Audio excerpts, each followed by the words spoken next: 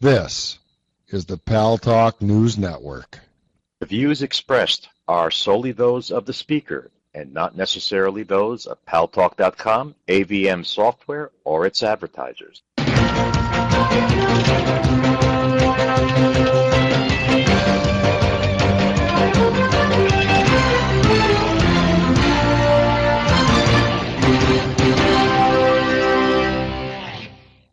News Talk is online. News Talk Online is a production of paltalk.com, the largest multimedia interactive program on the internet with more than 4 million unique users on demand on iTunes and on YouTube and on my blog, GaryBaumgarten.com, where you're encouraged to post your comments, whether you agree with yours truly or not. No retribution. And thanks to our good friends at CRN Digital Talk Radio. We're syndicated to an additional 12 million households.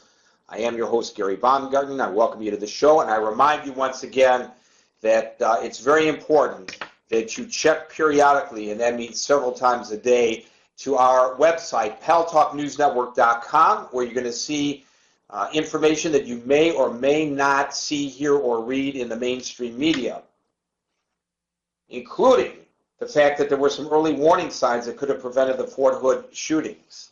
Something that we no doubt will get into with our guest today. Before I introduce him, just want to tell you that tomorrow at 8 o'clock New York time here on the Pal Talk News Network, the first edition of Vinnie Parco PI. That's right. You'll recall that we had Parco on here the other day, and we got emails and instant messages from people saying this guy needs his own show on Pal Talk.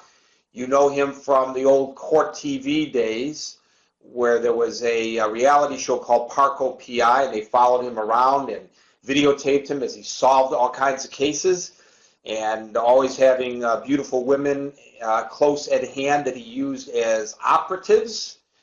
And his show will debut at 8 o'clock. At 9 o'clock New York time tomorrow, Kim Vandenberg, the bronze medalist, Olympic bronze medalist, swimmer, champion swimmer, will be here for the next Make It Pro TV show in the radio and TV section of paltalk.com. So we want to see you there for that.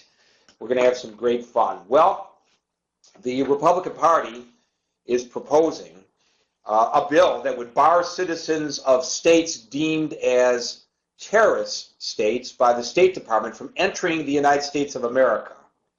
It would also bar people from Yemen, which is not on the list of state-sponsored terrorism nations, because of the failed attempt on Christmas Day to blow up a Northwest Airlines flight as it approached Detroit Metro Airport from Amsterdam. The guy on board who allegedly tried to blow up the flight was not from Yemen. He was a Nigerian.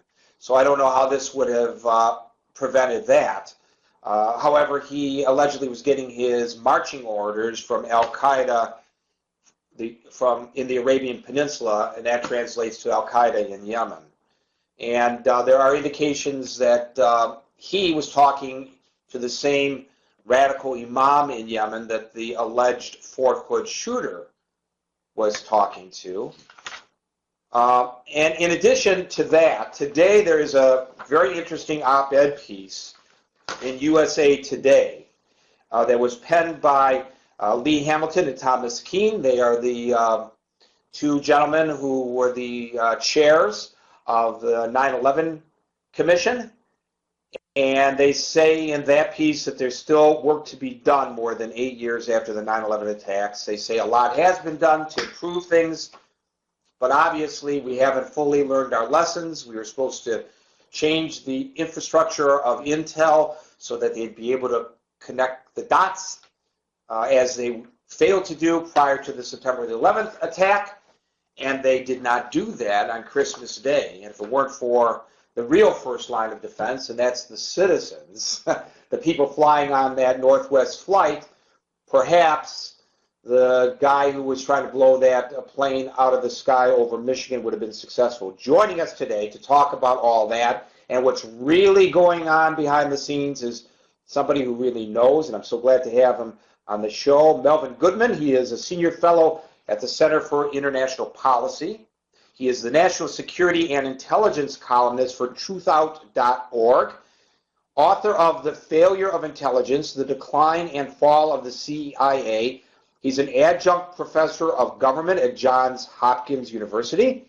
He was a senior Soviet analyst at the CIA from 66 to 86. He was an intelligence advisor to the SALT delegation in the early 70s. He has other books out as well. His articles have appeared in Harper's Foreign Policy, Washington Monthly, Foreign Service Journal, the New York Times, the Washington Post, the Christian Science Monitor, and many other publications. Melvin Goodman, welcome back to News Talk Online on the Pal Talk News Network. Thank you, Gary. It's good to be with you. We always love having you here. So obviously, the chairman of the 9/11 Commission, one a Republican, one a Democrat, are absolutely right. They did fail once again to connect the dots in that case, and apparently as well when it came to the alleged Fort Hood shooter. But this bill, to me, seems like a terrible overreach. To say that anybody from the states that are considered by the State Department, Cuba, Iran, Sudan, and Syria, and the addition of Yemen, would protect us, to me seems a little bit overreaching and probably not really getting specifically the people who would really want to do us harm. And yet there are those who are very supportive of this bill. What are your thoughts on it? Well, first of all, I'm having trouble hearing you, so I wish you could turn up the volume at your end.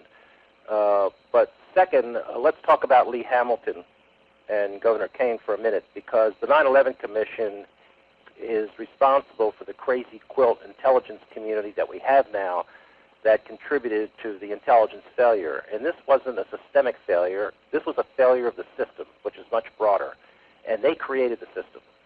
So after 9/11, when this country panicked, instead of being reasoned and thoughtful about what we needed to do, we rushed out and created an intelligence czar, a director of national intelligence.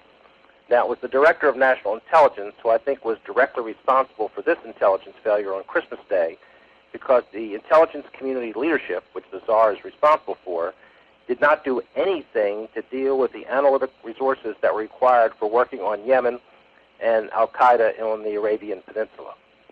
Also, Hamilton and Kane were responsible for the creation of the National Counterterrorism Center, which I think was a totally unnecessary effort, added another layer of intelligence, contributed to this crazy quilt bureaucratic mess. And as we know, it was the National Counterterrorism Center that did not do a thing about the threat reporting. Now, what was puzzling to me and incredible to me is that when the President Obama, talked about the first thing that we learned from this crisis, from this Christmas Day suicide attempt, is that the community must begin assigning responsibility for investigating all leads on